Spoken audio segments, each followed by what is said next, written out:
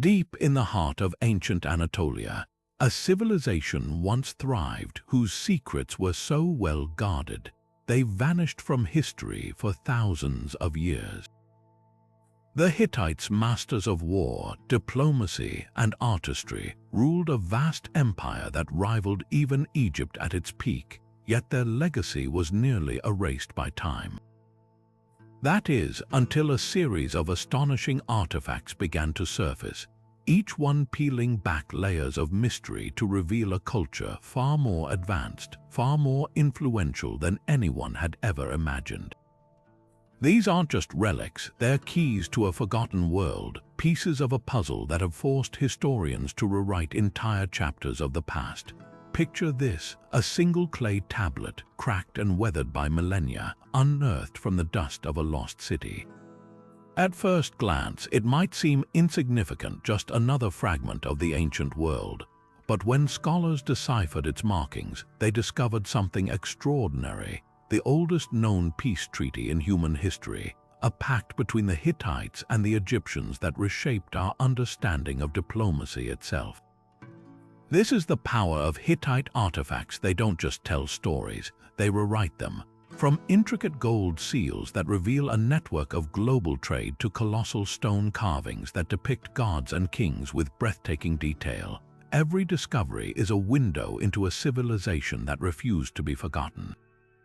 And that's just the beginning. Today, we're embarking on a journey through 25 of the most groundbreaking Hittite artifacts ever found, objects that have shattered myths, revealed hidden connections, and even challenged the timelines of entire empires. Some of these treasures were hidden in plain sight for centuries, misunderstood or overlooked until the right eyes finally saw their true significance. Others were uncovered in daring excavations, buried beneath layers of earth and legend. Together, they paint a portrait of a people who were ahead of their time, whose innovations in law, technology, and art still echo across the ages. So settle in, because what you're about to witness isn't just a collection of ancient objects, it's a revelation. The Hittites are speaking to us, and their message will change the way you see history forever. Rising from the rugged landscape of modern-day Turkey, the Lion Gate stands as a silent sentinel to a lost empire's grandeur. This colossal entrance to Hattusa, the Hittite capital, isn't just a relic, it's a declaration. Carved from massive stone blocks, two towering lions flank the gateway, their muscular bodies frozen in mid-snarl, as if still guarding the city against invaders after 3,000 years. When archaeologists first uncovered these sculptures in the late 19th century, they didn't just find art, they found proof. For centuries, Hattusa had been dismissed as mere legend, a mythical city mentioned in scattered texts but with no physical trace. The Lion Gate changed everything. Here was undeniable evidence of a sophisticated civilization capable of engineering marvels that rivaled Egypt's pyramids or Mesopotamia's ziggurats. But these lions aren't just symbols of power, they're masterpieces of hidden meaning. Notice how their bodies aren't fully carved in the round. They emerge from the gate itself, blending sculpture and architecture in a way that feels almost modern. This wasn't just decoration, it was psychological warfare. Imagine approaching Hattusa as an enemy or ambassador. Those lions, standing nearly 10 feet tall, would have loomed over you, their empty eye sockets once filled with gleaming precious stones that caught the sunlight. Scholars believe they weren't merely protective symbols but part of a calculated spectacle, a theater of intimidation and awe designed to showcase Hittite dominance before visitors even set foot inside the city. The gate's construction reveals even more secrets. The Hittites didn't just stack stones, they engineered them. Massive limestone blocks fit together without mortar, using a technique so precise that earthquakes over millennia couldn't topple them. And there's a deliberate twist. The gate narrows as you pass through, forcing anyone entering into single file, a tactical choice that turned a ceremonial entrance into a defensive choke point. Recent excavations found charred layers beneath the stones, hinting at rituals where fires were lit to purify or bless those who crossed the threshold. Some researchers speculate this was where kings underwent symbolic rebirth ceremonies, stepping between the lions to emerge transformed. Others argue it marked the boundary between the earthly city and the divine realm, with the lions serving as guardians of the sacred. What makes the Lion Gate truly extraordinary isn't just its size or craftsmanship, it's how it rewrote history. Before its discovery, many assumed the Hittites were a minor tribe overshadowed by Egypt and Babylon. But this structure, with its advanced engineering and symbolic depth, forced historians to confront the truth. Here was a civilization every bit as complex as its rivals, with a flair for blending art, politics, and spirituality into a single, unforgettable statement.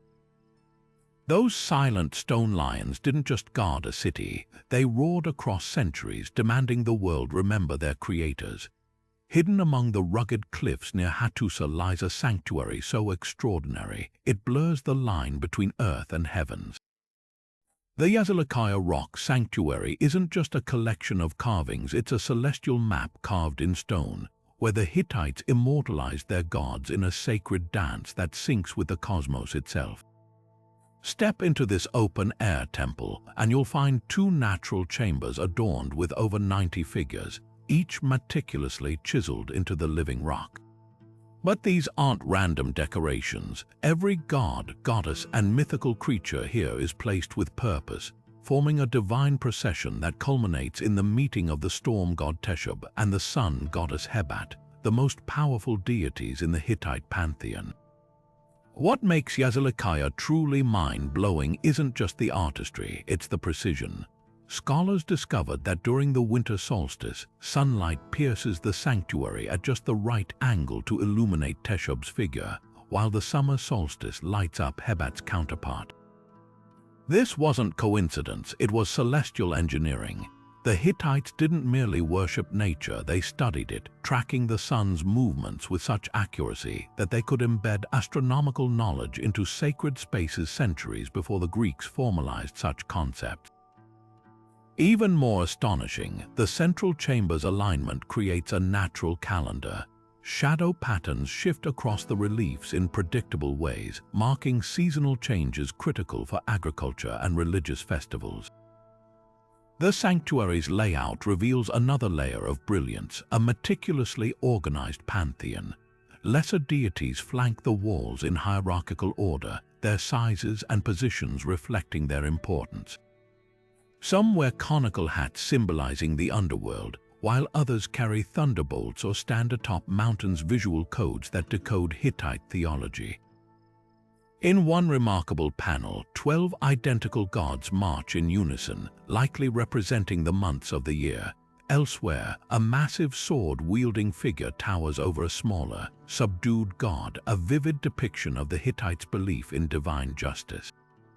Yazılıkaya's greatest secret, though, lies in what wasn't carved.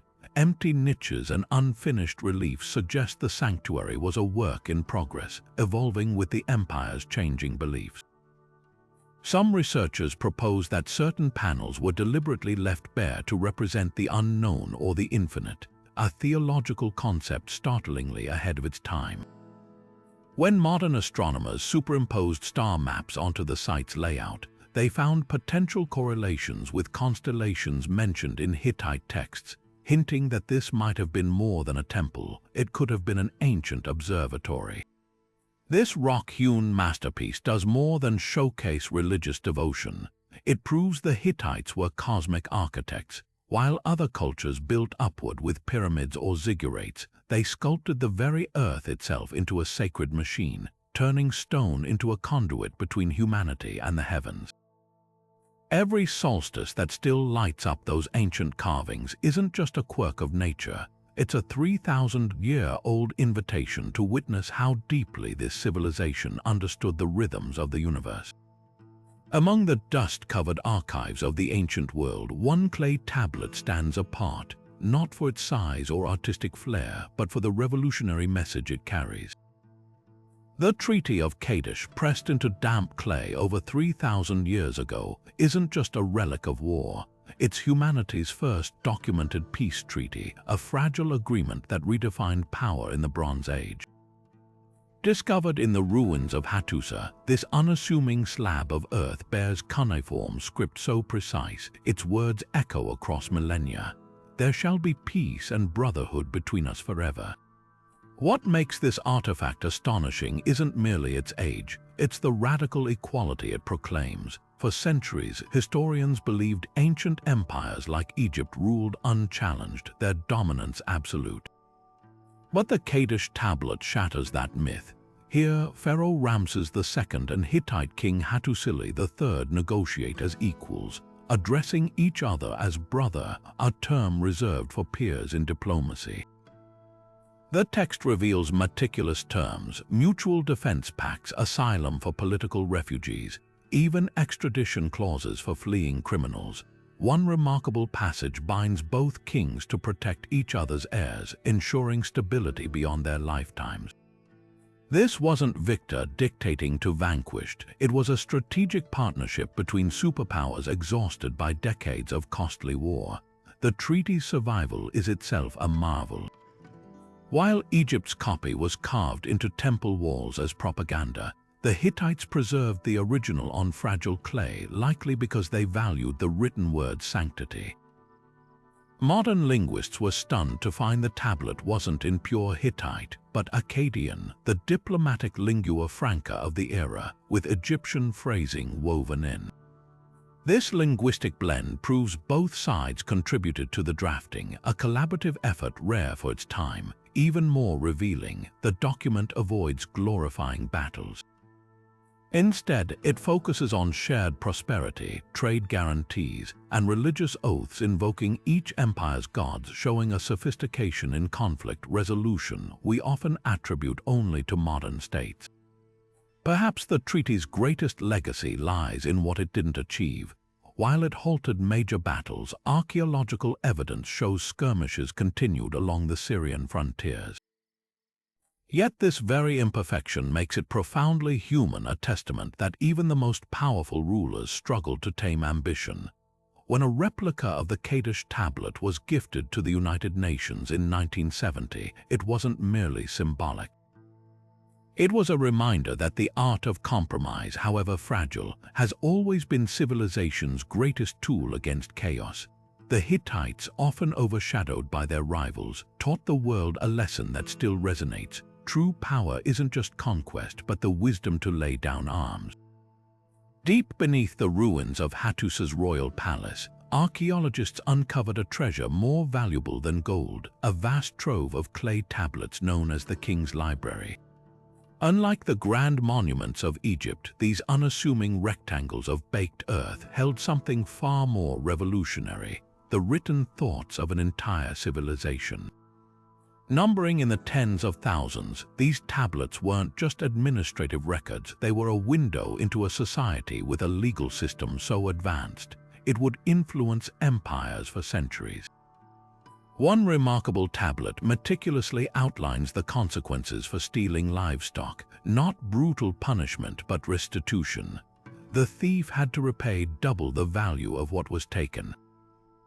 Another details marriage contracts where women could initiate divorce and retain property rights, concepts strikingly progressive for the Bronze Age. The real revelation came when scholars deciphered the Hittite law codes. Unlike Hammurabi's famous eye for an eye principle, these laws prioritized fairness and proportionality. If a builder's house collapsed and killed the owner, the builder faced consequences, but only if negligence was proven. Medical malpractice cases were documented with surprising nuance, outlining compensations for botched surgeries. The tablets even preserved bilingual dictionaries, showing the Hittites weren't just lawmakers but linguistic innovators, bridging cultures through translation. Then there's the bronze sun disk from Alakahuruk, a radiant artifact that seems to pulse with celestial energy even after 3 millennia. This intricate metalwork, studded with symbolic rays and animal motifs, wasn't mere decoration, it was a sacred map of the cosmos. Worship of the sun goddess Arina, the Hittite supreme deity, permeated every aspect of life.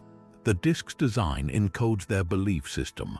the central sun surrounded by concentric circles representing the earthly and divine realms, with bulls and stags symbolizing fertility and the cycle of seasons. What makes these artifacts extraordinary is how they intertwine. The same civilization that produced painstaking legal treatises also crafted objects of profound spiritual symbolism.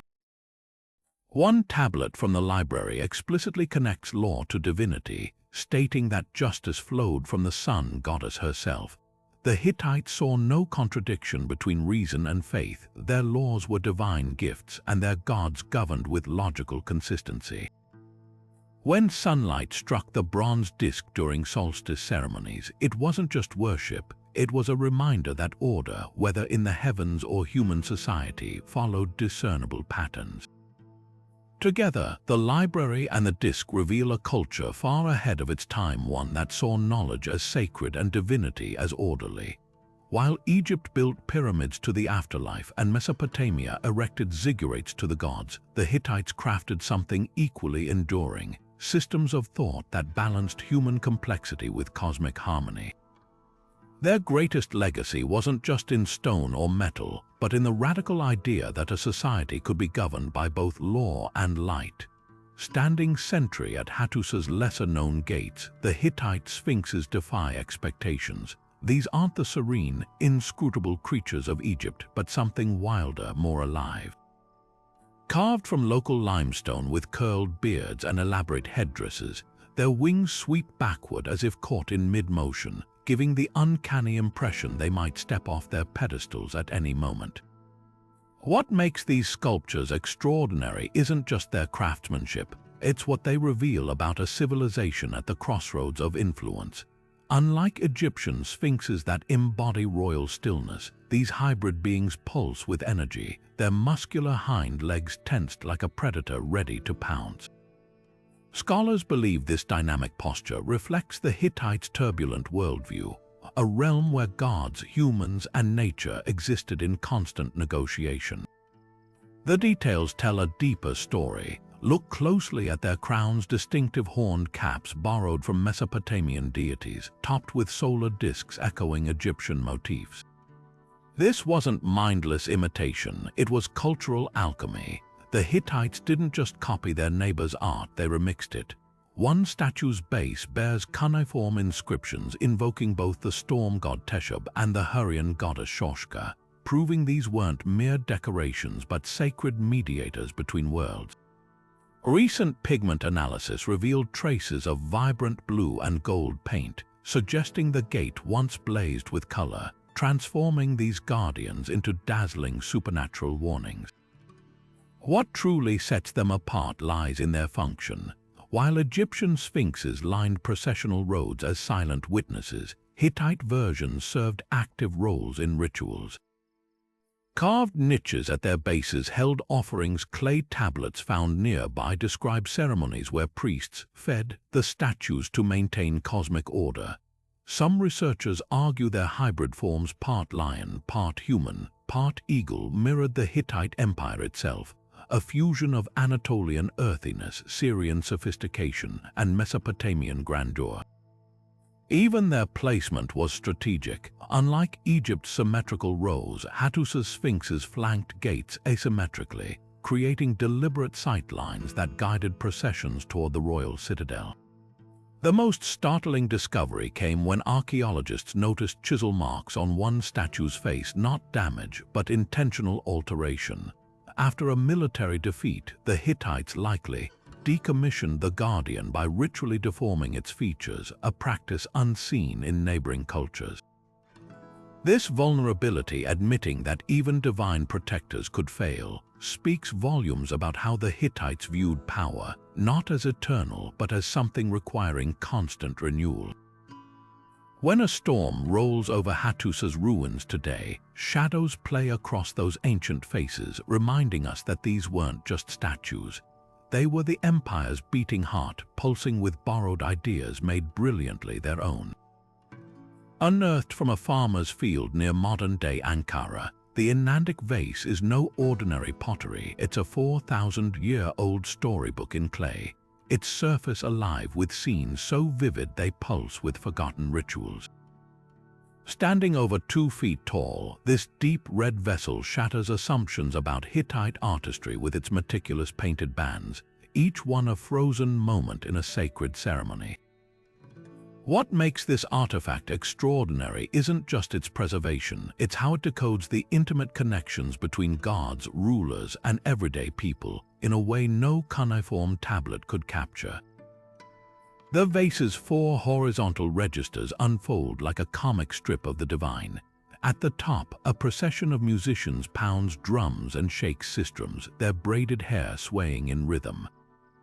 Below them, priests lift offerings toward a towering goddess flanked by lions, her identity confirmed by the double-headed eagle symbol also found in Hattusa's temples. But it's the third band that stunned scholars, a detailed marriage ritual between a king and queen, their hands clasped as attendants present vessels identical to the enigmatic itself.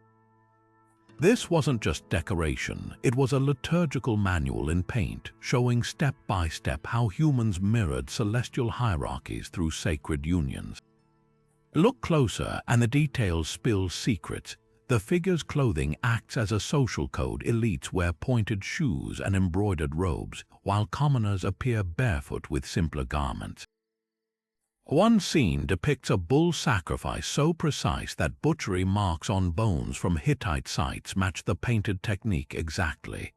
The artist even included blooper figures, awkwardly painted musicians later corrected, proving these weren't idealized images but documented events. Recent infrared scans revealed something astonishing. Pigments mixed with resin from pistachio trees, a substance known to symbolize eternity in Hittite texts. Every brushstroke was a prayer meant to outlast time. The vase's base holds its darkest wisdom. Here, bound prisoners march toward a blazing altar, their fate clear. Unlike the stylized violence of Assyrian art, these captives slump with exhausted realism, their ropes biting into wrists. Archaeologists found matching prisoner restraints at Hattusa, confirming these weren't generic enemies but likely specific war captives used in purification rites. The message was unmistakable. Order came through controlled chaos, with suffering ritually transformed into stability. What resonates most isn't the grandeur but the intimacy. Fingerprints preserved in the clay suggest multiple artisans worked together, perhaps as part of the very rituals depicted. Wine residues inside hint it was used, not just displayed, a vessel that moved from workshop to temple to royal court, bridging social divides. In a civilization known for monumental gates and treaties, this humble pot reminds us that Hittite spirituality thrived in the details. The press of hands during an oath, the scent of roasting meat, the shared rhythm of a drum. The enigmatic vase doesn't just show ceremonies, it lets us hear them, smell them, and for a fleeting moment stand among the worshippers. Buried beneath the ruins of a collapsed Hittite archive, a glint of metal caught the excavator's torchlight, not the expected dull brown of baked clay, but the unmistakable shimmer of silver.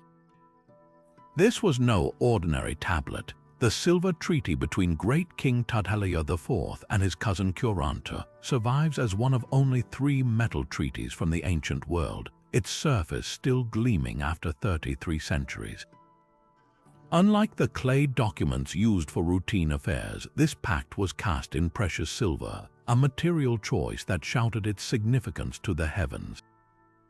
The very medium carried meaning. In Hittite symbolism, silver represented the moon god Amma, celestial watcher of oaths, making this document both contract and sacred object. The treaty's contents reveal a masterclass in Bronze Age realpolitik. On the surface, it confirms Kuranta as ruler of Tahantasa, a strategic southern vassal kingdom. But the details expose the Hittites' genius for balancing control with autonomy.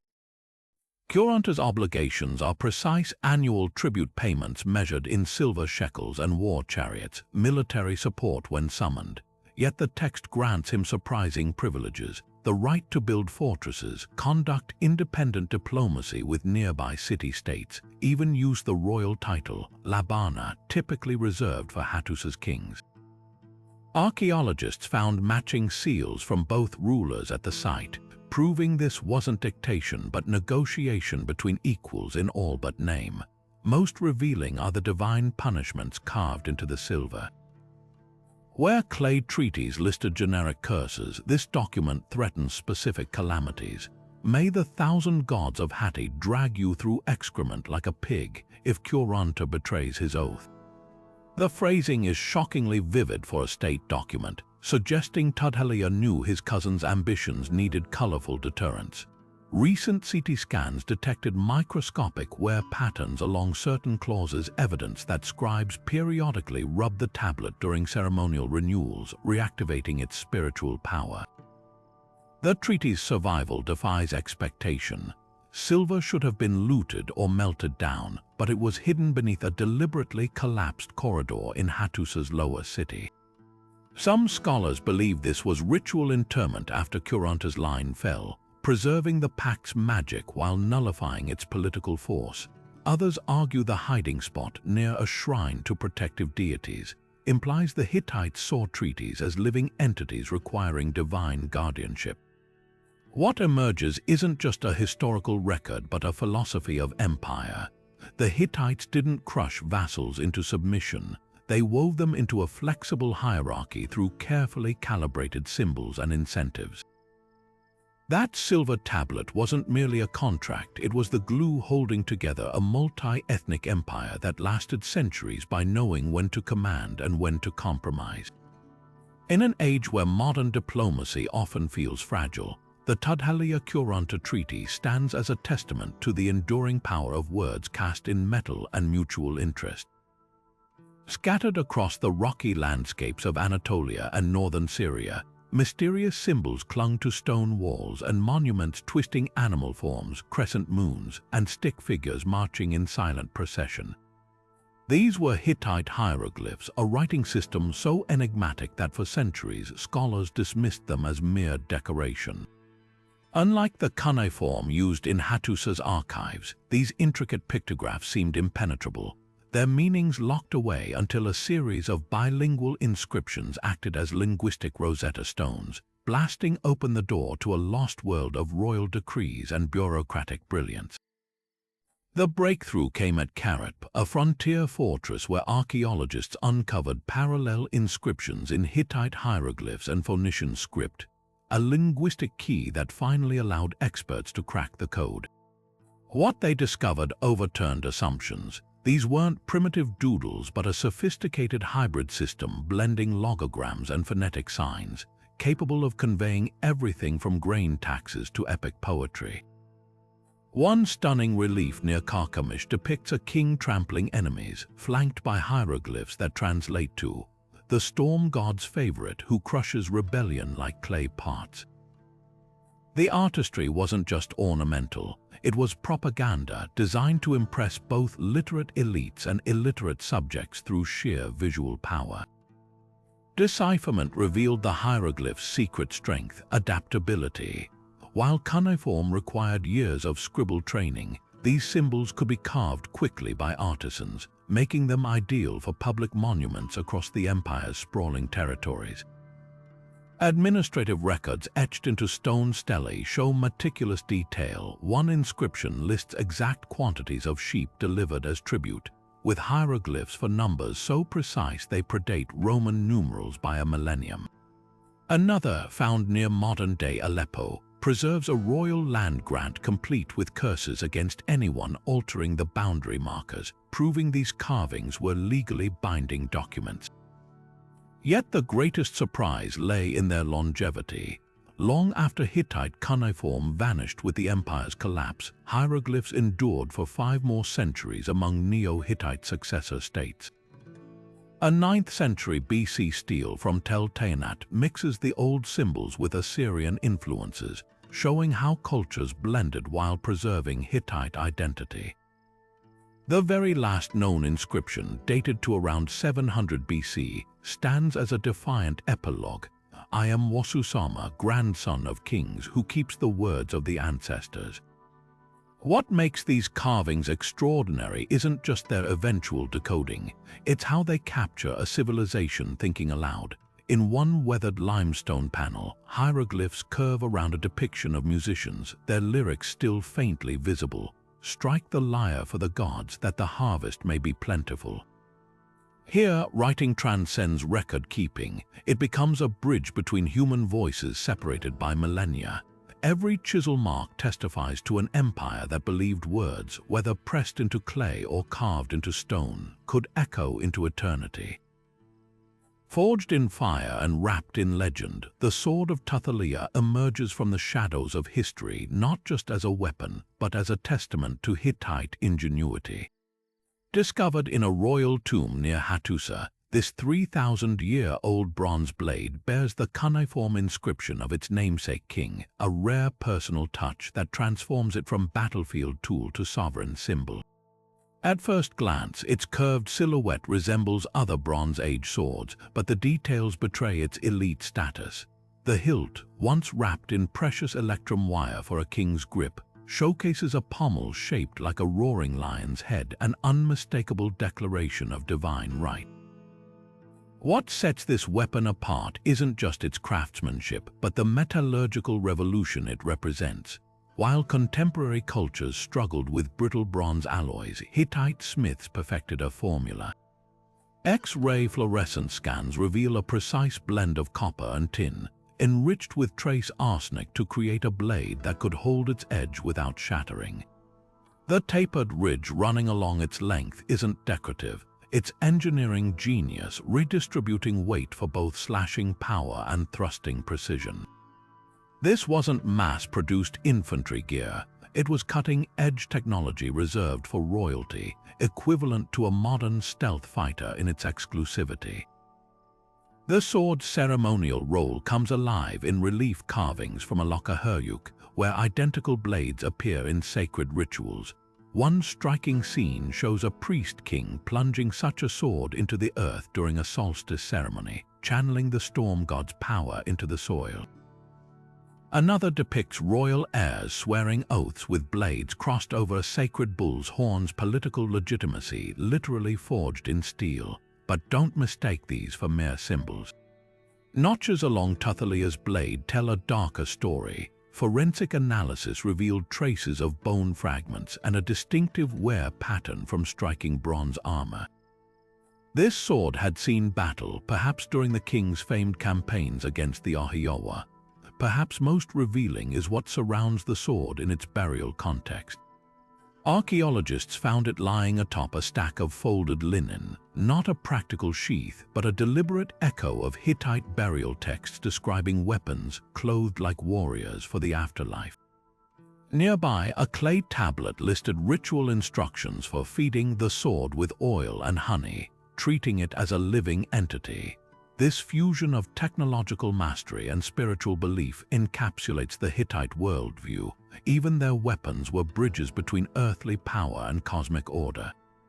When modern metallurgists recreated the blade using ancient techniques, the final product rang with a clear, bell-like tone when struck, a sonic signature that may have been intentional, turning every swing into a hymn to the gods of war. The sword of Tathalia cuts through time to reveal a civilization where innovation and symbolism were inseparable. It whispers of kings who ruled as both warlords and high priests, whose authority flowed as much from the smithy's genius as from the battlefield's terror. In its gleaming edge, we see the Hittite Empire at its zenith, a culture that could conquer with steel and consecrate with ceremony, leaving weapons that were far more than tools of death. Among the most haunting artifacts of the ancient Hittites, the Alokahuruk standards stand silent and enigmatic, bronze totems of bulls and stags, their antlers and horns reaching skyward as if frozen in mid-ritual. Unearthed from the royal tombs of Alokahuruk, these are no ordinary figurines. Cast in gleaming bronze with hollow bodies and perforated bases, they seem to defy straightforward explanation. Were they sacred symbols carried in processions, vessels for offerings, or perhaps conduits for divine energy? Their very design holds clues. The stag's branching antlers mirror the sacred tree motif found across Hittite art, while the bull's muscular forms echo storm god imagery, suggesting these objects weren't just decorative but served as physical anchors for the gods themselves. One prevailing theory ties them to funerary rites. Archaeologists found the standards positioned near burial chambers, often alongside miniature sun disks and crescent moons. The bulls, associated with the celestial storm god Teshub, may have symbolized masculine power and protection, while the stags, linked to the earth goddess Rutas, represented renewal and the cycle of seasons. Some scholars propose they functioned as ritual stands. Their hollow bodies could have held flammable materials, transforming them into flickering beacons during nocturnal ceremonies. Others point to the precise alignment of the antlers, which cast shifting shadows during solstices, a potential celestial calendar guiding burial rites to coincide with auspicious cosmic moments. The craftsmanship reveals deeper layers of meaning. Each standard was cast using the lost wax technique, a complex process requiring artisans to sculpt the animals in beeswax before encasing them in clay. When molten bronze was poured in, the wax melted away, leaving behind these shimmering forms, a metaphor perhaps for the Hittite belief in transformation between life and afterlife. Traces of arsenic in the alloy gave the bronze an eerie golden sheen under torchlight, heightening their otherworldly presence. What makes these artifacts truly extraordinary is how they blur the line between the tangible and the divine.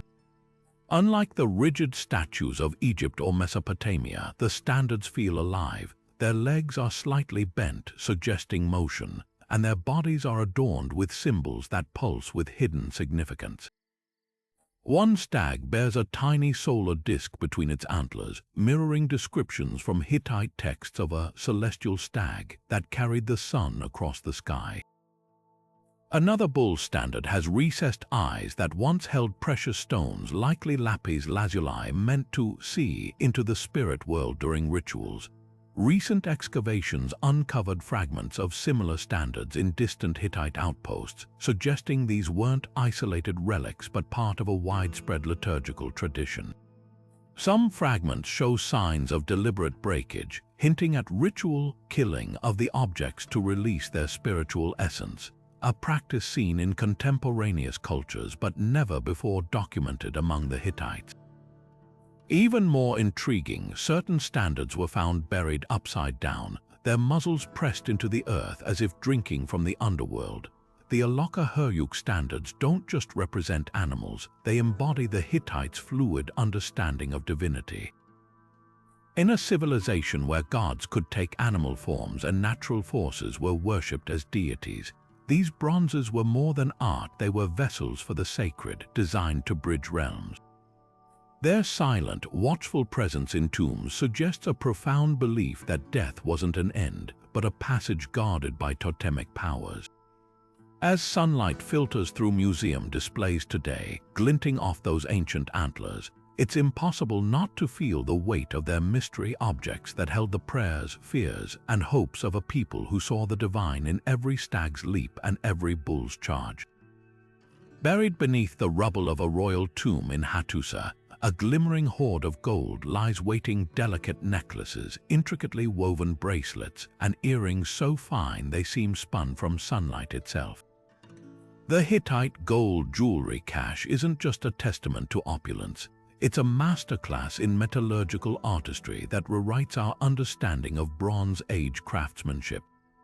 These pieces, discovered nestled beside the remains of Hittite nobility, reveal a sophistication that rivals even the famed treasures of Troy or Mycenae. Take the filigree diadem adorned with pomegranate blossoms, each petal crafted from wire thinner than a human hair, twisted and soldered with precision that modern jewelers struggle to replicate. Or the pendant depicting the storm god Teshub, his lightning bolts rendered in granulation so minute it requires a magnifying glass to appreciate the detail. This wasn't just adornment, it was wearable theology, a fusion of devotion and technical brilliance. What sets Hittite goldsmithing apart is its fearless innovation. While Egyptian jewelers favored solid, weighty designs, the Hittites pioneered techniques that maximized shimmer with minimal material. Their signature method, microgranulation, involved fusing microscopic gold beads onto surfaces to create ethereal textures, a technique so complex it vanished for centuries after the empire's fall. Recent spectroscopy studies uncovered something astonishing. The alloys used contained trace amounts of platinum, a metal thought unmeltable until the 1800s. How they achieved this remains a mystery, but the results speak for themselves: pieces that retained their luster through millennia of burial. The designs tell a story of cultural cross-pollination.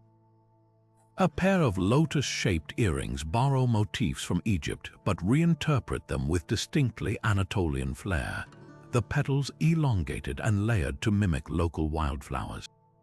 Another pendant blends Mesopotamian star symbols with Hittite solar discs, creating hybrid iconography that later influenced Phoenician traders and Etruscan artisans. Even the clasps reveal ingenuity. Hidden springs in bracelet fastenings predate modern jewelry mechanisms by 3,000 years.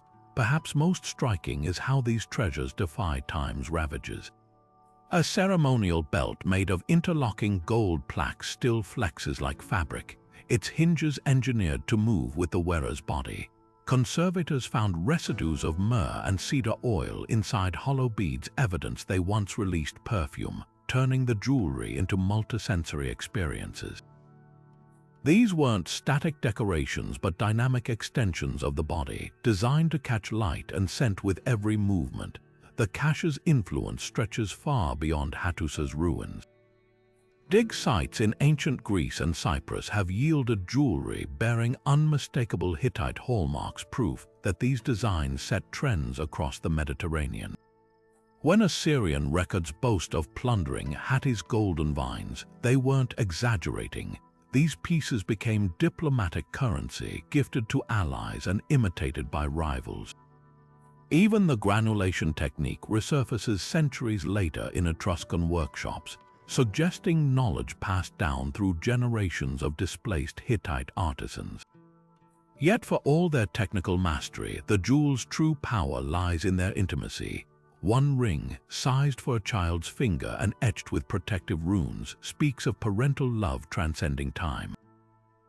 A necklace with adjustable links hints at a queen's changing physique, perhaps during pregnancy or illness. These objects don't just showcase skill, they preserve whispers of lives lived in splendor and vulnerability.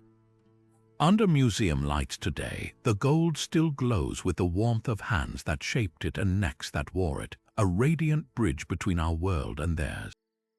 High on a wind-scoured cliff face near modern-day Izmir, a weathered figure stares defiantly across the ages, the Karabal rock relief, a silent sentinel that fooled historians for centuries. When early archaeologists first documented this towering warrior carving in the 1800s, its Egyptian-style kilt and raised spear led them to assume it was another monument to Ramses the Great.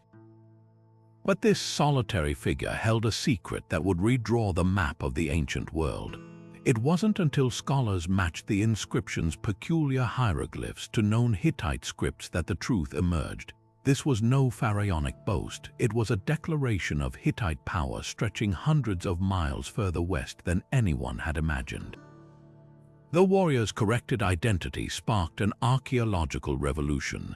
Standing over 7 feet tall with his distinctive horned helmet and curved sword, this was likely a depiction of King Tarkasnawa, ruler of the semi-independent Kingdom of Mera, a vital western ally of the Hittite Empire. The relief's strategic placement along an ancient trade route wasn't accidental. It functioned like a Bronze Age billboard, announcing Hittite sovereignty to caravans and potential invaders alike. Unlike Egyptian reliefs that glorified individual pharaohs, this carving emphasized collective power. The cuneiform inscription doesn't just name the king but lists vassal states and military alliances, revealing a complex web of political control. What makes Karabal extraordinary is how it challenges the traditional view of Hittite borders. Before its rediscovery, historians believed the empire's influence faded midway across Anatolia. But here was proof they projected power all the way to the Aegean coast, interacting with Mycenaean Greeks and controlling access to precious metal mines. The warrior's armor tells its own story. His scale mail tunic mirrors descriptions in Hittite military texts, while the sword's crescent shape matches weapons found in Hattusa's arsenals. This wasn't local art mimicking distant styles, it was an imperial statement carved by Hittite-trained sculptors. Recent laser scans revealed even more secrets. Faint traces of red and blue pigment suggest the relief was once brightly painted, visible for miles. The figure's left hand originally gripped not just a spear but the hair of a defeated enemy, now eroded but confirmed by 19th century sketches.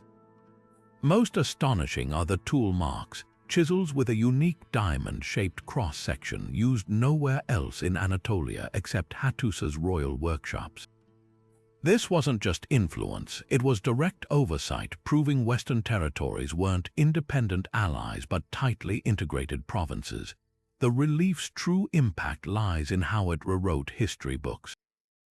Suddenly, Greek accounts of Kettioi warriors in the Trojan War took on new meaning, likely references to Hittites operating near Troy. Trade goods previously attributed to Mycenaeans now showed Hittite hallmarks. Even the Bible's mention of Hittites in the West gained archaeological backing.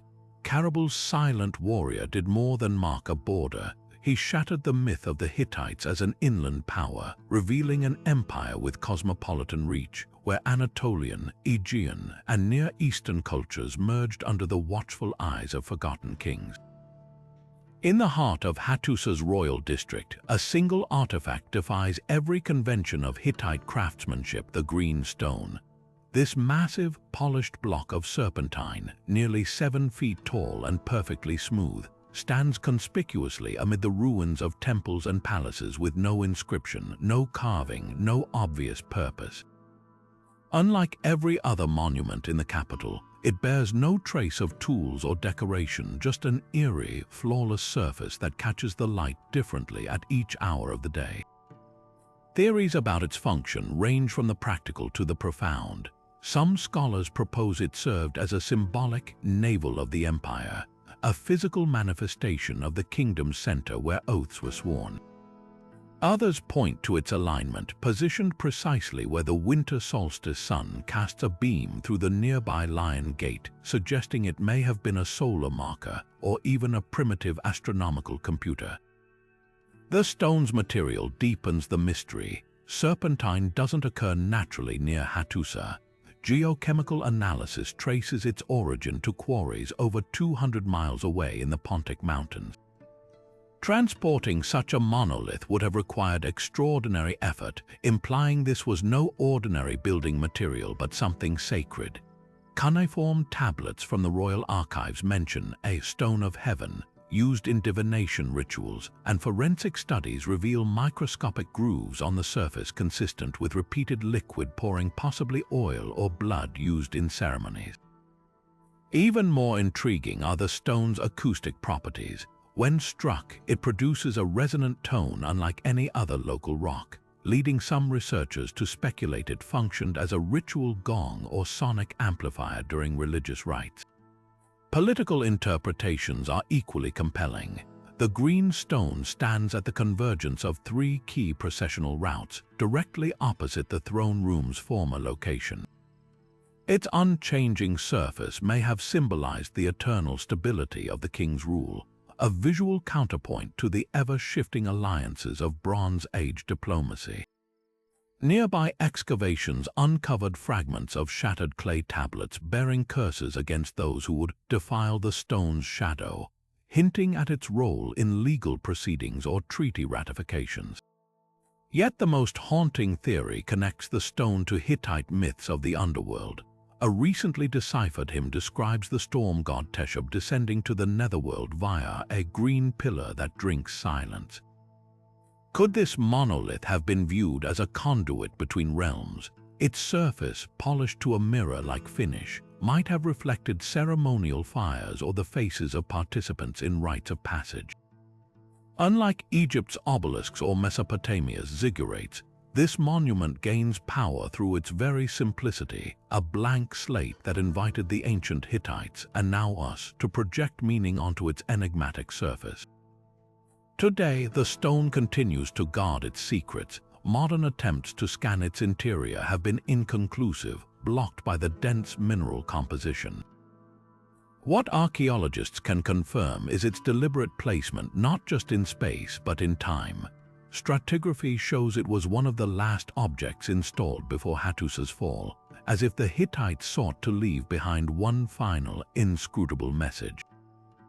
Whether altar, calendar, or cosmic anchor, the green stone remains a silent witness to a civilization that mastered the art of saying much by carving little. Buried in the administrative heart of Hattusa, the Boghazköy archive seals offer a masterclass in ancient bureaucracy, one tiny clay impression at a time. These intricately designed cylinder seal marks pressed onto tablets and storage jars weren't just official stamps. They were the Bronze Age equivalent of barcodes tracking goods, laws, and decrees across a sprawling empire. What makes them extraordinary isn't just their artistry, though the miniature scenes of gods, kings, and mythic beasts are breathtaking, but how they reveal a complex web of authority stretching from the capital to its farthest outposts. Each twist of the seal's carved surface left behind a unique fingerprint of power, encoding information about the document's origin, urgency, and even the rank of the official who authorized it. Take one particularly vivid example, a seal depicting the storm god Teshub standing atop a mountain while a supplicant offers tribute. At first glance, it's a religious scene, until you notice the tiny cuneiform crammed between the god's feet, spelling out the name of a provincial governor named Ania. This wasn't generic artwork, it was a personalized signature linking the document to a specific administrator in the northern frontier city of Hakpiz. Dozens of matching impressions found on grain receipts and military orders prove how this one seal's imagery tied Ania's authority directly to divine sanction, a clever blend of bureaucracy and propaganda. The seals also functioned as an early security system. Some bare deliberate errors, a missing line in a god's robe, or an inverted symbol, likely intentional flaws to prevent forgery. Others show where patterns suggesting they were used daily, their edges rounded smooth by countless rotations across damp clay. One set of treasury records even preserves a failed attempt at fraud, a mismatched seal impression over an original, with cuneiform text condemning the culprit to 20 blows of the rod. What truly astonishes is the geographic reach these tiny artifacts reveal.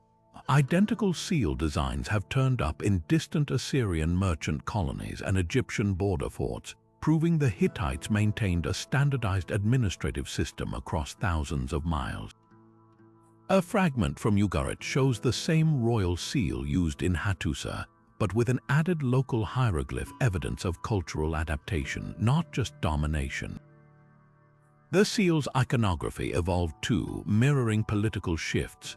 Early designs focus on solitary kings, while later ones show monarchs flanked by advisors, reflecting the empire's gradual move toward shared governance. Perhaps most poignant are the last seals, impressions made during Hattusa's final days. These grow cruder, their once crisp lines blurred by haste or dwindling artisan skill.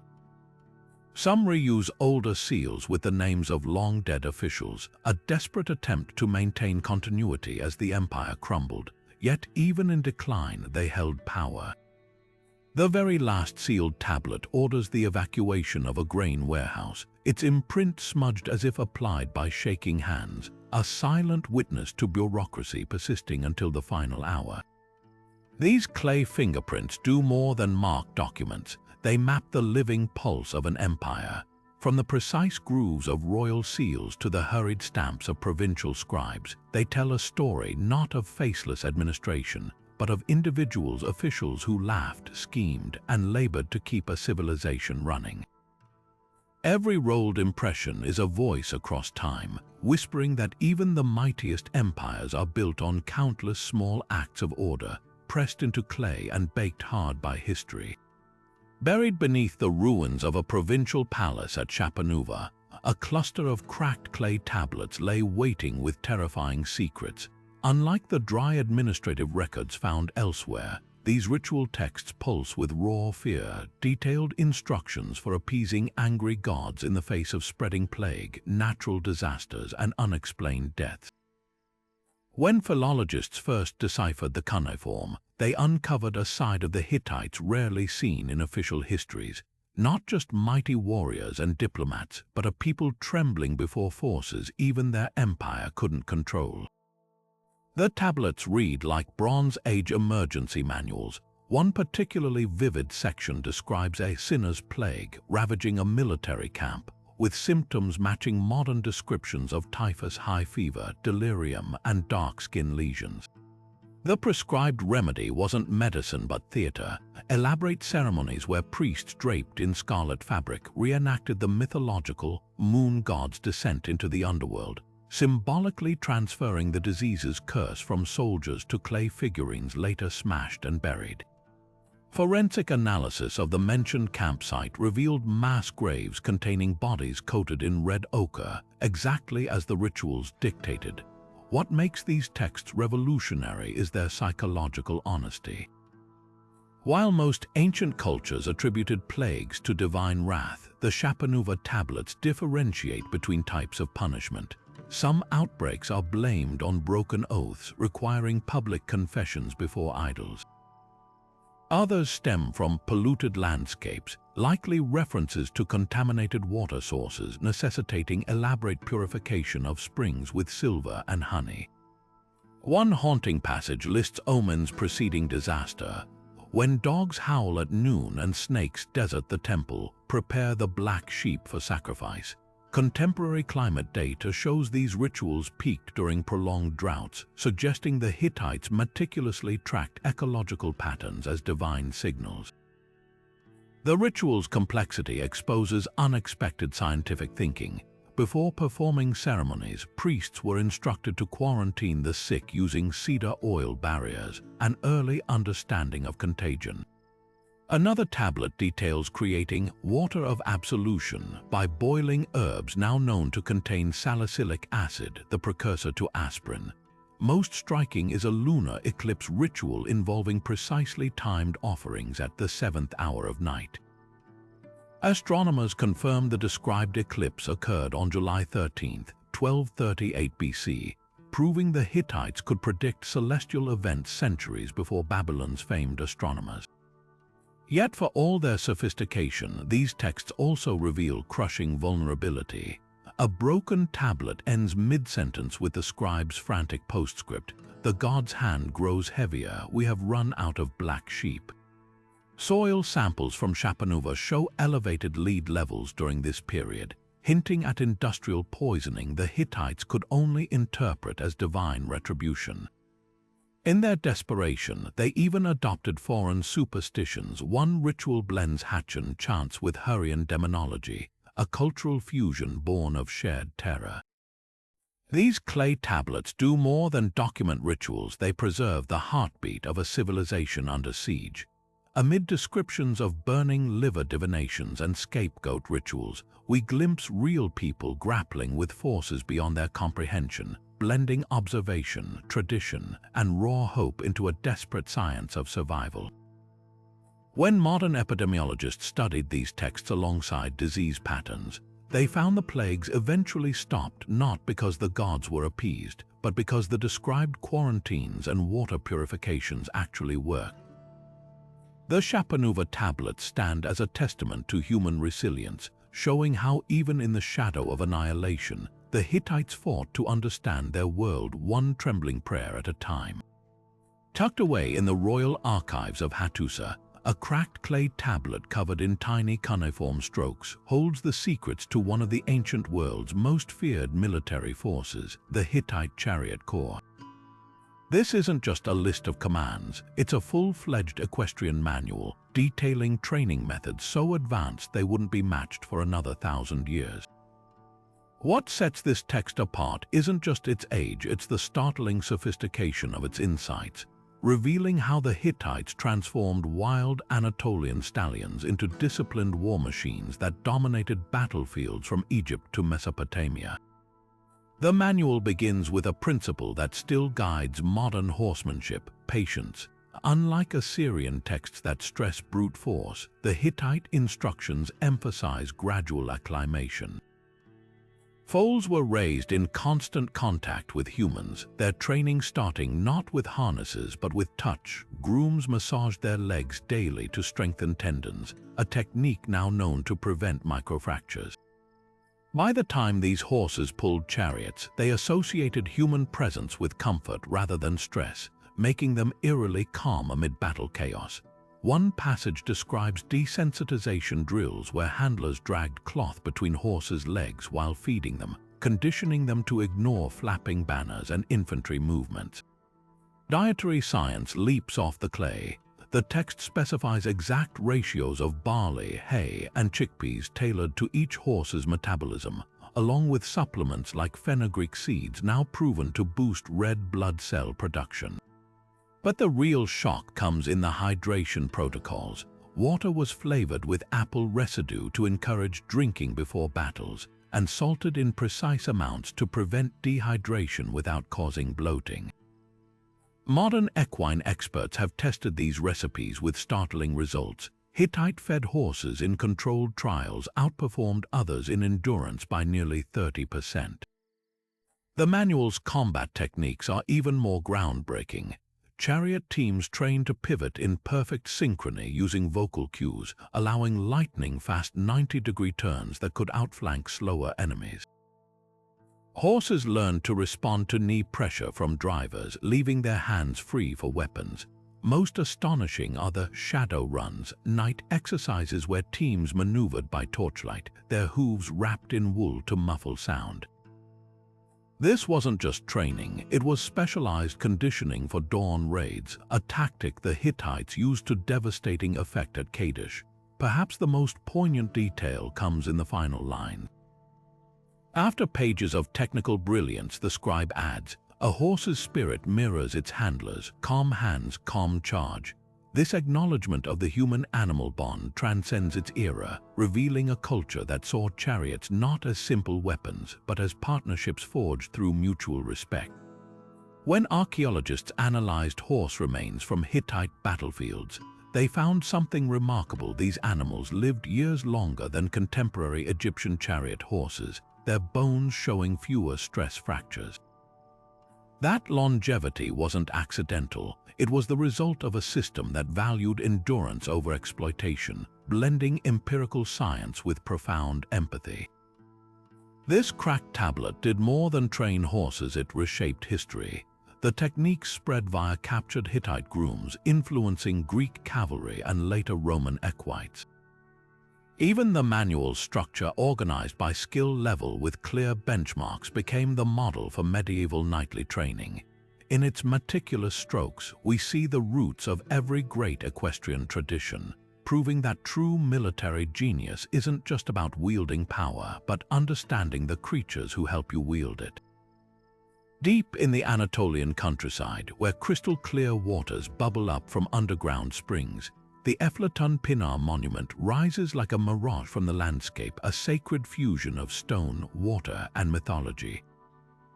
Unlike any other Hittite structure, this rectangular pool flanked by colossal reliefs isn't just a shrine. It's a portal to a worldview where nature and divinity were inseparable. Towering above the water's edge, hybrid creatures, part lion, part eagle, part human, glare down from the weathered limestone, their bodies carved with such fluidity they seem to emerge from the rock itself. The monument's genius lies in its purposeful blending of elements. Water doesn't just flow near the carvings, it's channeled through precise grooves in the stone, cascading over symbolic motifs before disappearing into underground conduits. Archaeologists discovered these channels align with the movement of the Pleiades star cluster, suggesting the site doubled as an astronomical calendar, marking seasonal shifts crucial for agriculture. Each sculpture serves a hydraulic function. The weeping goddess reliefs eye sockets once dripped spring water into the pool below, transforming geology into theater. Eflatun Pinar's true revelation came when linguists matched its iconography to long misunderstood Hittite hymns. The central figure, a bearded deity standing atop twin mountains, isn't just decoration. It's the storm god Teshub, depicted exactly as described in rituals for summoning rain. The surrounding monsters represent mythical allies who hold up the sky's waters, their claws gripping stone cloud motifs. This wasn't passive art, it was interactive theology, where priests likely reenacted cosmic battles by manipulating water flow through hidden levers. What makes this site extraordinary is how it democratized the sacred. Unlike Egypt's hidden underground water shrines or Mesopotamia's ziggurat summit rituals, Eflatun Pinar was accessible. Where patterns on the steps show countless pilgrims waded in the pool, leaving offerings of fruit pits and bronze pins now preserved in sediment layers. The spring's mineral-rich waters, still drinkable today, were believed to carry divine messages. Recovered clay tablets describe oracles interpreting reflections in the ripples. Recent LiDAR scans unveiled even more subterranean complexity, a network of tunnels redistributing water to distant farmlands, proving the Hittites engineered this as both spiritual and practical infrastructure. In a civilization that conquered through iron and treaties, Eflatun Pinar reminds us their deepest allegiance was to the elements themselves. When mist rises off the pool at dawn, swirling around those ancient carvings, you can almost hear the whispers of a people who didn't just worship nature, they conversed with it. Hidden beneath the fertile soils of central Anatolia, the Kalipinar tablets surfaced not as grand declarations of kings or gods, but as something far more revealing, the meticulously kept ledgers of a mid-level provincial governor. These unassuming clay records, etched with precise cuneiform, document the everyday machinery of empire, grain quotas, livestock tallies, and labor assignments that prove the Hittites built their dominance not just on battlefields, but through an administrative web of astonishing complexity. What makes these tablets revolutionary is their granular detail.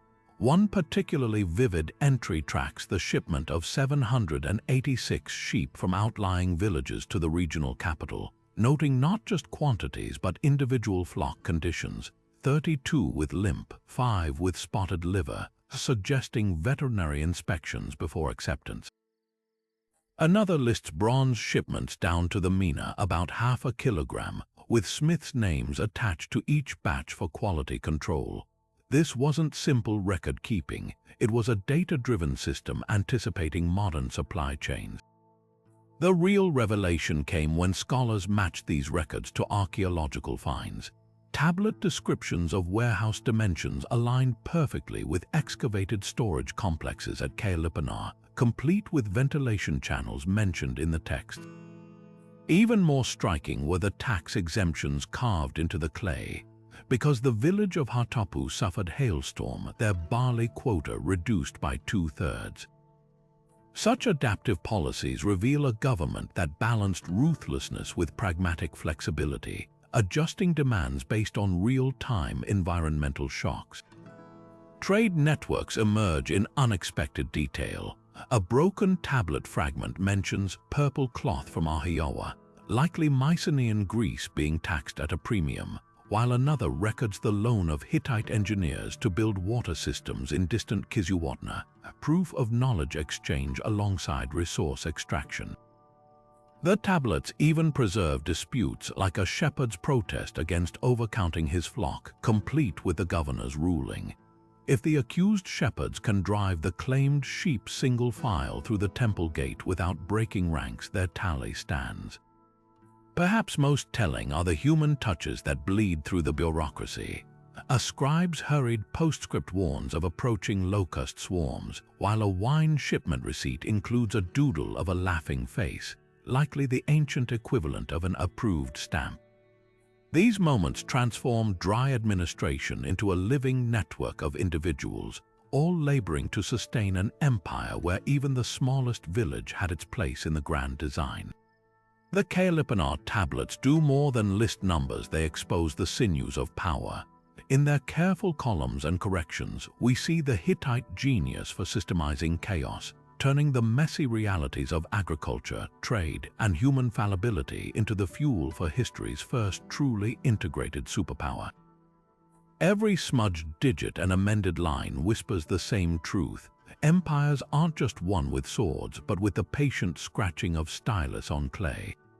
Across Hittite ruins from Anatolia to Syria, dozens of miniature storm god statuettes emerge from the soil, each one a fist-sized conduit to the heavens. These bronze and silver figurines depicting the deity Teshub standing atop bulls or wielding lightning bolts weren't mere devotional objects. They were the Hittites' desperate dialogue with the skies, a civilization's attempt to bargain with the forces that could bless their fields or bury them in drought. The sheer ubiquity of these statuettes found in royal treasuries, peasant homes, and battlefield graves reveals their central role in a society where survival hinged on predicting the next storm. What sets these artifacts apart is their coded symbolism. Every element, from the god's horned helmet to the curvature of his weapon, carries meaning. The triple-pronged lightning bolt he grasps mirrors cuneiform signs for divine power, while the bulls beneath his feet represent both brute strength and celestial echoes, their bellowing likened to thunder in Hittite hymns. Some statuettes bear grooves in their bases where liquid offerings could be poured, literally grounding the god's essence into the earth. Recent X-rays of hollow cast figures revealed ceramic pellets inside, designed to rattle like distant thunder when shaken during rituals. The statuette's geographic spread tells its own story. Those from wetter coastal regions show Teshub with full water jugs, while arid inland versions emphasize his lightning as fire starters for rain-inducing sacrifices. Bronze specimens from military outposts often clutch axes instead of bolts, merging storm and war imagery, a nod to the Hittite belief that battles, like weather, followed divine whims. One particularly striking example found near Hattusa's granaries has interchangeable arms. Priests could attach sheaves of wheat during planting or miniature sickles at harvest, physically linking the god to agricultural cycles. These figurines also expose the Hittites' pragmatic spirituality. Cuneiform prayers found nearby don't just beg for rain, they specify desired quantities. 1 finger's depth in the uplands, 2 in the valleys. Some statuettes were crafted with removable capes. Texts describe draping them in wool during droughts to warm the god into melting winter snows, or linen in flood seasons to cool his fury. This wasn't blind worship, it was a structured negotiation with nature where correct ritual could allegedly sway outcomes. Modern meteorology lends eerie credence to their observations. Several statuettes from highland sites show Teshub crowned with spiral motifs matching contemporary accounts of funnel clouds. Others depict him straddling mountain peaks, exactly where Hittite weather watchers noted storms originated. Even their placement followed patterns. Clusters found along ancient trade routes align with microclimates still prone to sudden downpours today. Yet for all their celestial power, these statuettes also reflect profound intimacy. Many show wear from being clutched during prayers, their surfaces smoothed by generations of anxious fingers. Some bear inscriptions too personal for grand temples. Teshub, if you save my son at sea, I'll cast your image in gold. Others were clearly family heirlooms, passed down with added embellishments, a mother's beads around the neck, a warrior's added dagger at the belt. In their smallest details, these metal gods whisper the hopes of farmers, mothers, and kings alike, all united in their dependence on the sky's mercy. When drought parched the land or floods threatened villages, it wasn't to distant temples they turned, but to these handheld deities, proof that even an empire's might was humbled by the storm's caprice. Buried in the archives of Ortakuri, a trove of clay tablets shattered centuries of assumptions about women in the ancient world. not with grand monuments but with the quiet power of cuneiform correspondence. These letters, exchanged between Hittite queens and foreign rulers, reveal a diplomatic network where royal women weren't mere figureheads, but political players with their own seals, armies, and spheres of influence. One particularly striking tablet opens with the Babylonian king addressing Queen Pujuhepa not as wife of Hattusili, but as my sister and equal, a title reserved for sovereign peers. Her reply, preserved in meticulous Akkadian, negotiates troop movements along shared borders and disputes the return of kidnapped artisans, topics traditionally considered the exclusive domain of kings. The Autocurry letters expose a sophistication that rewrites gender roles in the Bronze Age. When Assyria's queen demanded extradition of fugitive priests, Pujuhepa didn't defer to her husband. She drafted a pointed rebuttal citing international law, then sealed it with her personal insignia, a stylized sun disk entwined with vine. Archaeologists found matching seals at ports along the Mediterranean, proving she maintained her own trade networks. Other tablets show Hittite princesses governing frontier provinces, their administrative orders stamped alongside military commanders' reports. One urgent missive from a vassal state begs Queen Danuhepa for grain relief after a failed harvest. Bypassing the king entirely evidenced these women controlled resource distribution. What makes these letters extraordinary is their casual intimacy amid high-stakes diplomacy. A weathered tablet from Egyptian Queen Nefertari to Pujuhepa gossips about mutual acquaintances before pivoting to a delicate request. Send the recipe for your iron salve that my physicians may soothe Pharaoh's aching limbs. The paste, later identified from residue analysis as an iron oxide poultice, reveals Hittite women's role in metallurgical advancement. Even more revealing are the linguistic flourishes. Phrases like, "by the grace of the mother goddess," appear exclusively in female-authored texts, suggesting a distinct diplomatic language shaped by priestly training. The correspondence also hints at shadows behind the power. A heart-wrenching letter from a deposed queen to her daughter warns, "Trust not the man who brings honeyed words but no soldiers," likely referencing palace coups. Another, penned during a plague outbreak, shows Pujuhepa bartering medical supplies with Ugarit's queen in exchange for political concessions, writing, "Even the gods respect necessity." These women didn't just participate in politics, they mastered its brutal realities while cultivating cross-border alliances that often outlasted their husbands' reigns. Modern historians once dismissed such evidence as exceptions, but the Autocurry cache proves otherwise.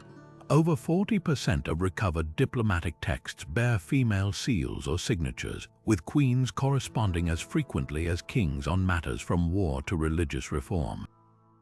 Their letters flowed alongside, not beneath, male-authored ones, archived together without hierarchical separation.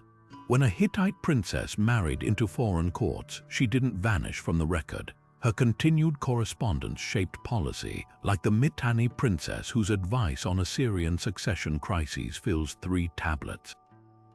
Perhaps the most poignant artifact isn't a letter at all, but its container. A clay envelope stamped with tiny fingerprints beside the queen's seal. Analysis confirmed they belonged to a child, likely present during sealing ceremonies. In that unguarded detail, we glimpse a world where power wasn't exclusively masculine, where daughters learned statecraft at their mother's knees, and where the fate of empires could hinge on the wisdom of women history nearly erased. The Autocurry tablets don't just document queens, they resurrect a long-buried truth that the Hittite Empire's durability owed as much to its royal women's pens as to its warrior swords. Unearthed from a humble village near Yozgat, the Husainid vase shatters the silent monotony of museum displays with a whirlwind of painted motion.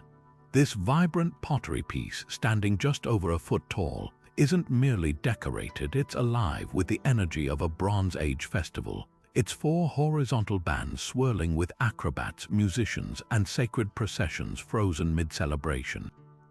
At first glance, the scenes appear joyous, until you notice the precise choreography transforming revelry into ritual.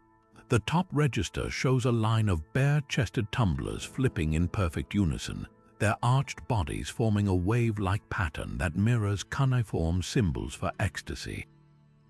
Beneath them, drummers pound instruments shaped like hourglasses, their arms raised not randomly, but in alternating strikes that scholars realize match the rhythmic structure of hymns found in Hattusa's archives. The vase's central panel reveals the ceremony's true purpose. Here, a bull leaps over a leaping acrobat, not a random circus act, but a reenactment of the myth where the storm god Teshub conquers the divine bull Seri. Every detail carries theological weight. The acrobat's red head band mirrors descriptions of Hittite priests in purification rites, while the bull's gilded horns echo ritual objects from nearby temples. Most startling is the discovery that the bull's trajectory isn't artist license, it's physics. When modern gymnasts recreated this maneuver using the vase's proportions, they found the depicted angle allows just enough clearance for a trained athlete, proving the Hittites understood biomechanics centuries before the Greeks formalized the science. Deeper analysis exposes the performance's sacred mechanics. Infrared scans revealed erased sketches beneath the paint early drafts where musicians held different instruments, suggesting last-minute changes to match specific festival requirements. Residue tests inside the vase detected traces of barley beer and honeyed wine, confirming it wasn't just a spectator's object but an active participant in the rites. The figure's clothing acts as a social map. Elite priests wear embroidered kilts with tasseled belts, while common performers sport simple loincloths dyed with madder root, a plant associated with blood and vitality in Hittite texts. What truly astonishes is how the vase captures sound. The musicians' hand positions on lyres and pipes match notation systems recently deciphered from Hittite tablets. Using these clues, ethnomusicologists reconstructed the probable festival soundtrack, a haunting blend of pentatonic scales and a rhythmic drumming meant to induce trance states. Even the audience figures lining the bass register participate. Their raised palms and tilted heads follow exact descriptions of crowd responses in ritual texts, forming a call and response pattern with the performers. The Husseinid vase does more than depict a party, it preserves an entire liturgical technology. Those acrobats weren't entertainers but mediators, their flips symbolizing the soul's journey between earth and sky. The bull dance wasn't spectacle but sacred physics, channeling divine power through precise motion. In its swirling pigments, we don't just see art, we witness the Hittites' genius for turning movement into prayer and celebration into communion with the unseen. Forged from meteoritic iron and inlaid with gold, the sarissa ceremonial axe gleams with a power that transcends mere weaponry. This was the Hittite embodiment of divine right and earthly might. Unearthed from a sealed chamber beneath Hattusa's royal archives, its blade bears no battle scars, only the delicate etchings of storm clouds and lightning bolts, a direct link to the weather god Teshub. Unlike practical battle axes with their chipped edges and crude heft, the sarissa's balance is perfect yet impractical for combat, its haft wrapped in silver wire to fit a king's grip alone. This wasn't an instrument of war, but a sacred key to the covenant between ruler and sky. The axe's ritual role emerges vividly in temple carvings at Yazılıkaya, where priests depict kings clutching an identical weapon while standing atop mountains, a deliberate metaphor for mediating between heaven and earth. Cuneiform tablets describe oath-swearing ceremonies where vassals would place their hands on the blade, swearing loyalty, as the storm is unyielding. Forensic analysis revealed microscopic blood residues along the gold inlays, likely from ceremonial nicks to a ruler's palm, mingling royal blood with precious metal to seal unbreakable pacts. The axe's crescent-shaped blade, echoing the moon's phases, wasn't arbitrary. It synchronized ceremonies with lunar cycles, ensuring vows were made under auspicious celestial alignments. What truly sets this artifact apart is its cosmic symbolism. The iron's nickel content, confirmed by spectral analysis, matches rare meteorite fragments found in Anatolian soil. Proof the Hittites fashioned it from sky metal, believing it carried Teshub's essence. During solar eclipses, priests would raise the axe to rekindle the sun by striking it against a bronze gong, the resulting sparks mimicking lightning. The ritual's sophistication shocks modern physicists. Experiments show the specific alloy conducts static electricity unusually well, meaning the axe might have genuinely emitted sparks when struck, turning theology into visceral spectacle. The Sarissa's legacy outlasted its creators. Later Assyrian reliefs show conquered Hittite kings surrendering identical axes, their curved blades broken in submission.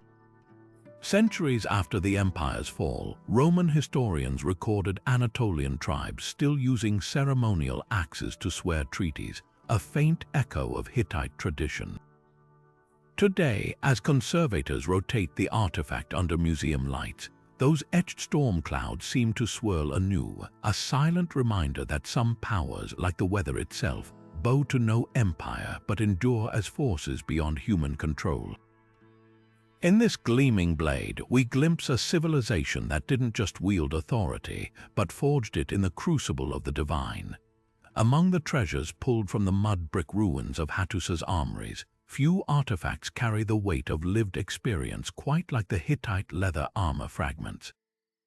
These supple, battle-worn pieces, some no larger than a palm, transcend their modest appearance to reveal a military innovation that may have reshaped ancient warfare. Unlike the gleaming bronze cuirasses of their Mycenaean rivals, these organic remnants showcase a layered defense system of hardened rawhide scales stitched onto a flexible leather base, creating protection as mobile as it was resilient. The fragments, preserved through a quirk of arid microclimates and fire hardening, offer forensic clues to a technology far ahead of its time. Examination under electron microscopes exposes the armor's sophisticated construction. Each overlapping scale was individually tanned using a mixture of alum and oak gall, a process that boosted rigidity while maintaining crucial flexibility. The stitching patterns visible along the edges follow precise geometric paths that distributed impact forces outward, a principle modern body armor still employs.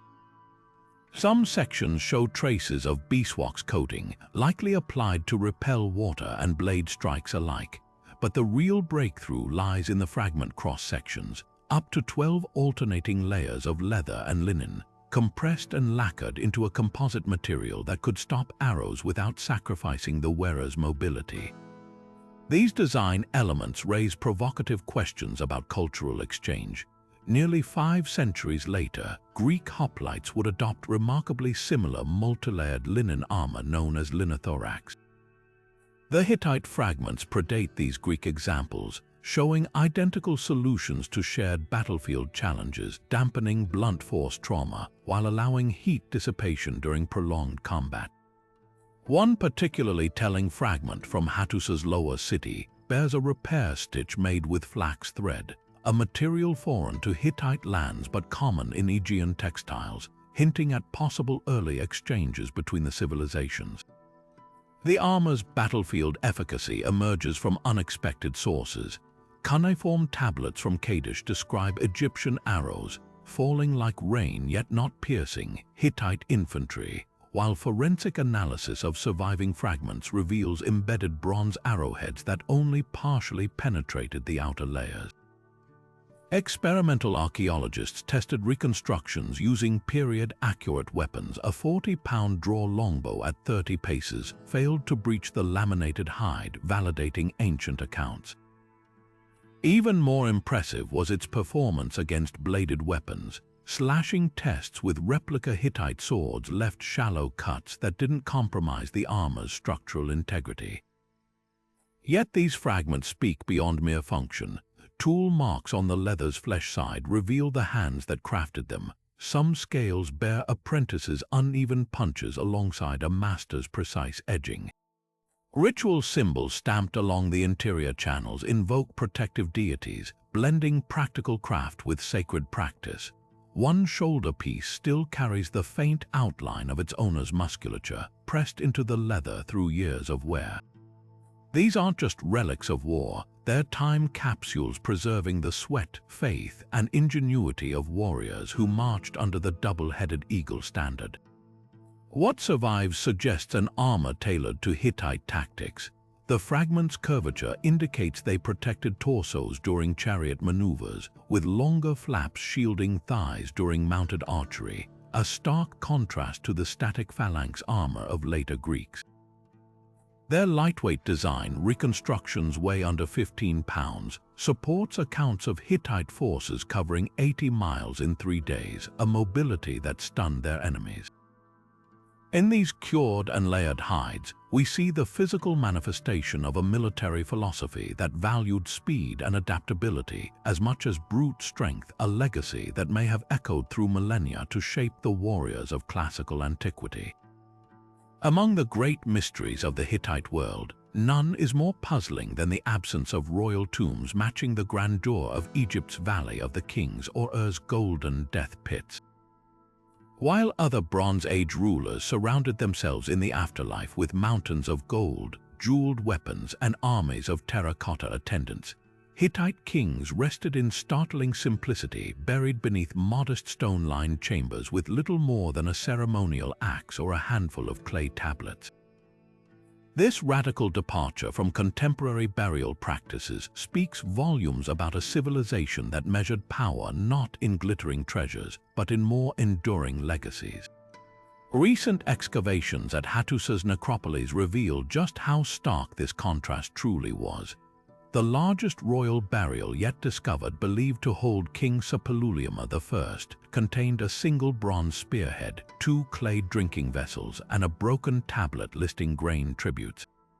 No golden death mask, no alabaster canopic jars, not even the elaborate jewelry found in commoner graves. This wasn't poverty, it was ideology. Hittite texts unearthed from temple archives provide the key. Unlike Egyptians who saw death as an eternal continuation of earthly status, the Hittites believed the afterlife was an egalitarian realm where all souls stood equal before the storm god's judgment.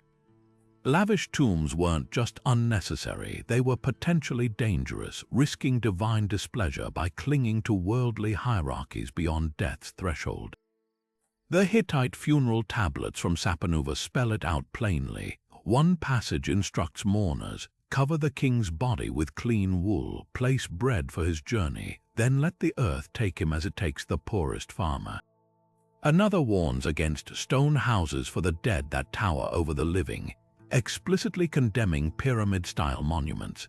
This philosophy extended to grave goods while neighboring cultures stuffed tombs with practical items for the next world. Hittite burials contained almost exclusively ritual objects tied to the death ceremony itself. The drinking vessels weren't for the deceased's use but symbolized the farewell toast. Weapons were bent or broken to release their spiritual essence rather than serve in some imagined hereafter. Yet the absence of treasure doesn't imply neglect of the dead. Satellite imagery has uncovered vast mortuary landscapes surrounding Hattusa, networks of springs, groves, and standing stones where annual remembrance rites occurred. These weren't static monuments but active sites of communion, where living descendants poured libations and recited the names of ancestors to keep their memory alive in the land. In a culture where legacy mattered more than loot, maintaining ancestral presence among the living took precedence over hoarding wealth in the ground. Even the fabled royal tombs referenced in Assyrian texts likely weren't physical structures but sacred mountains like Mount Harhara, believed to be the literal resting place of deified kings. The ultimate testament to this world lies in what the Hittites did invest in, not tombs but archives. While Egyptian pharaohs poured resources into hidden burial chambers, Hittite rulers built sprawling clay tablet repositories preserving every treaty, law code, and ritual hymn. These weren't just administrative records, they were deliberate immortality projects, ensuring their words would outlast stone monuments.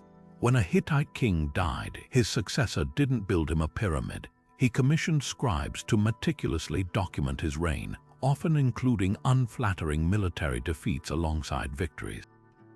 In their view, true permanence came not from gold or grandiose architecture, but from the unbroken chain of memory carried forward through writing. Perhaps this explains why the Hittite Empire, though vanished for millennia, feels so startlingly immediate today. Their kings left us no sealed chambers to crack open in breathless archaeological moments. Instead, they gave us something far more intimate. Every time we decipher a tablet detailing crop yields or laugh at a scribe's margin note complaining about ink quality, we're not uncovering a dead civilization, we're continuing the conversation they began. Their missing treasures were never underground, they were in the stories they inscribed, the laws they crafted, and the radical humility of rulers who believed legacies weren't measured in gold but in the enduring weight of words. Buried beneath layers of time and dirt, the Hittites' greatest secrets aren't just being rediscovered, they're being reimagined through the lens of cutting-edge technology. What archaeologists of the past could only speculate about, modern science is now revealing with startling clarity. Take the sprawling ruins of Hattusa. Seen from ground level, they appear as scattered stones and broken walls, but when viewed through multispectral satellite imaging, an entirely different city emerges. These orbital cameras detect subtle variations in vegetation growth, exposing the ghostly outlines of long-buried streets, workshops, and even sewage systems that traditional excavations missed.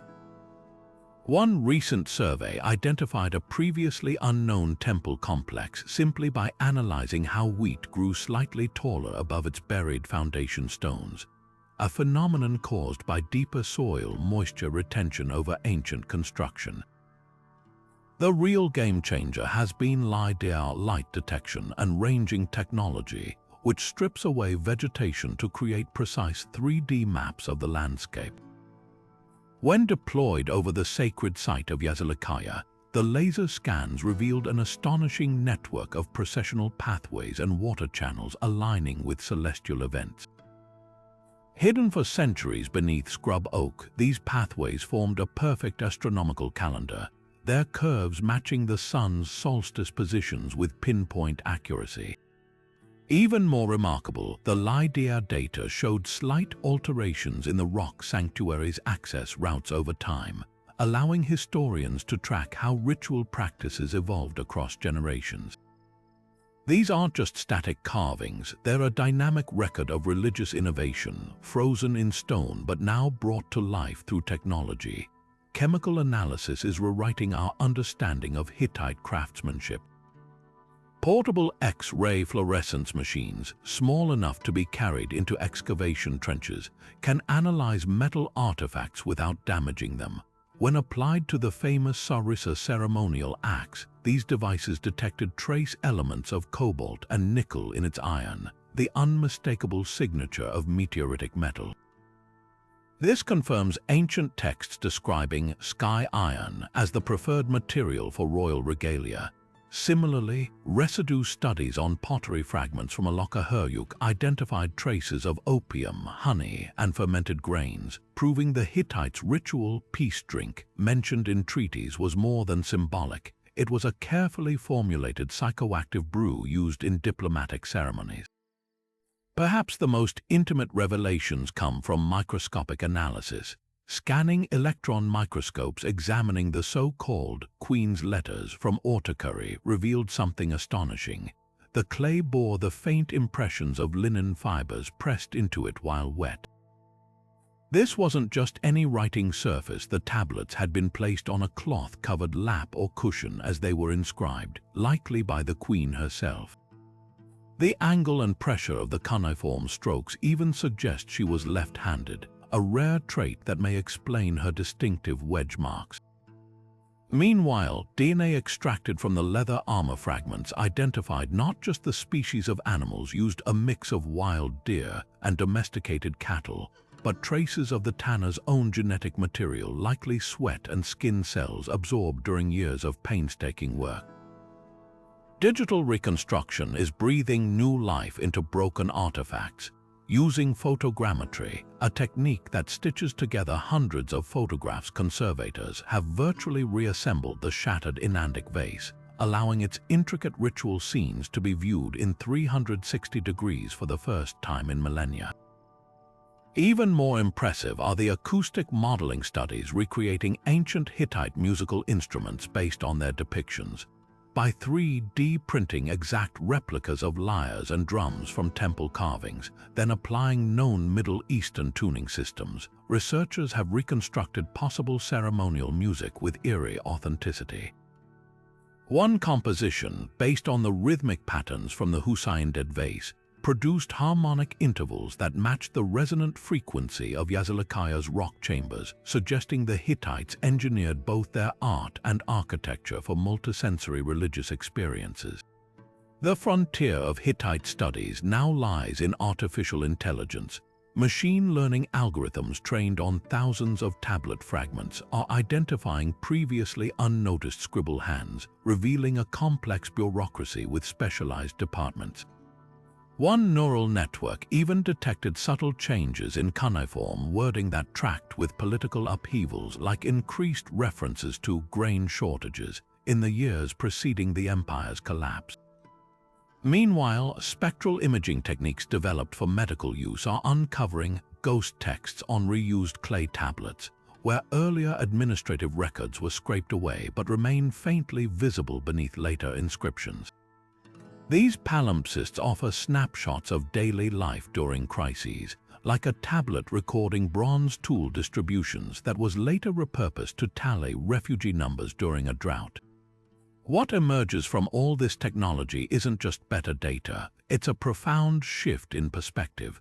We're no longer studying the Hittites through the narrow keyhole of what survived the ages, we're reconstructing their world in immersive detail.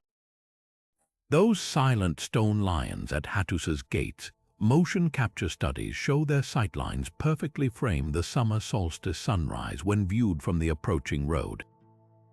The blank green stone, hyperspectral imaging revealed it was once covered in ochre paintings refreshed annually. Even their famed iron weapons gain new context. Metallurgical analysis proves the Hittites didn't just stumble upon ironworking. They systematically improved its quality over generations, with surviving samples showing a 30% increase in tensile strength between the 14th and 12th centuries BC. This technological renaissance does more than fill gaps in our knowledge, it shatters the myth of the Hittites as mysterious, lost civilization. Through the combined power of satellite eyes, molecular analysis, and digital resurrection, we're witnessing their resurgence not as dusty museum pieces, but as ingenious innovators whose achievements ripple across millennia. The same culture that mapped the stars onto rock faces now finds its legacy renewed through orbiting satellites, its artisans' fingerprints preserved in DNA where signatures couldn't survive. In this marriage of ancient craft and modern science, the Hittites speak clearer now than at any time since their empire fell, not through the artifacts alone, but through the invisible stories science has teased from their atoms and pixels. From clay tablets that rewrote our understanding of Bronze Age diplomacy to meteoritic axes that channeled the voices of gods, these 25 artifacts don't just tell the story of the Hittites, they've rewritten it entirely. Each discovery peeled back another layer of misconception, revealing an empire far more sophisticated, interconnected, and influential than historians ever imagined. Think about it, the Treaty of Kadesh proved they negotiated as equals with Egypt. The Yazılıkaya Sanctuary showed their celestial precision rivaled the Babylonians. Their ironworking techniques, once considered mythical, turned out to be so advanced that modern metallurgists are still unraveling their secrets. Taken together, these objects don't just fill museum cases, they form a mosaic of a civilization that was shaping the ancient world while others took the credit. Yet for every mystery solved, a dozen more remain. Why did they bury their kings without treasure but preserve their words with such reverence? How exactly did they predict eclipses centuries before the tools to do so existed? And what lost technologies might still lie hidden beneath Anatolian soil? The green stone's purpose eludes us. The Husayn dead vases' rituals hint at ceremonies we can only partially reconstruct. Even their language, that intricate dance of cuneiform and hieroglyphs, still holds untranslated passages that could append everything we know about their final days. This isn't just about the past, it's about the thrill of discovery still to come. Ground-penetrating radar recently revealed anomalies near Hattusa's Lion Gate that could be undiscovered archives. Farmers in central Turkey still plow up fragments of tablets that rewrite provincial histories, and somewhere out there, perhaps buried beneath a vineyard or submerged in a forgotten riverbank, there might be another silver treaty, another royal library, or even a king's untouched tomb waiting to shout across the millennia. The Hittites mastered the art of speaking through time, not in grand proclamations but in the quiet details: a smith's fingerprint on a sword hilt, a queen's doodle on a diplomatic letter, the wear patterns on a child's shoe sole preserved in mud. They remind us that history isn't a static record but a conversation, one where every shovel strike or satellite scan can add a new voice. So the next time you hear about a farmer's plow striking something strange or a researcher scanning a cliff face with lasers, remember, the Hittites aren't done teaching us yet. Their greatest artifact might still lie in the ground, ready to turn another page in the story we thought we knew.